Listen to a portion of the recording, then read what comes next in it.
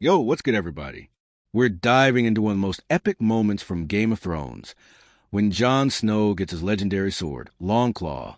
This is the scene where Lord Commander Mormont shows Jon some real respect after that crazy white attack. Let's get into it. Jon, so when does Eamon figure I'll be able to use his hand again?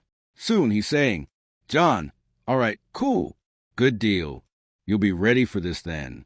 Look, I figure a wolf made way more sense to you than a bear, so I got a whole new pommel made for it. It's called Longclaw. Works just as good for a wolf as it does for a bear, if you ask me. Check it out. This right here is Valyrian steel. This was my old man's sword, and his old man's before that. The Mormonts have been carrying this bad boy for 5 centuries straight. Was supposed to go to my son Yora. But nah, he brought shame to our whole house. At least he had enough sense to leave the sword behind before he bounced from Westeros. Jon, my lord, you're seriously honoring me right now, but I just can't. Oh, you can and you damn well will.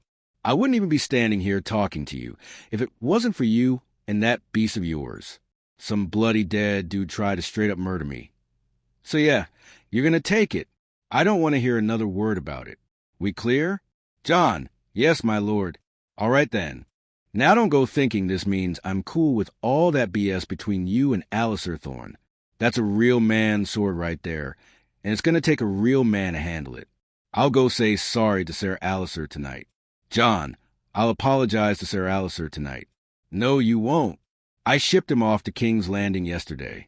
That hand your wolf ripped off that thing's wrist? I told Thorne to drop it right at the feet of this boy king.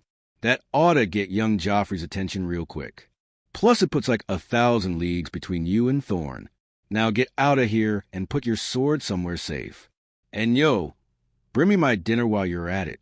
Jon, yes, my lord. And there you have it, fam.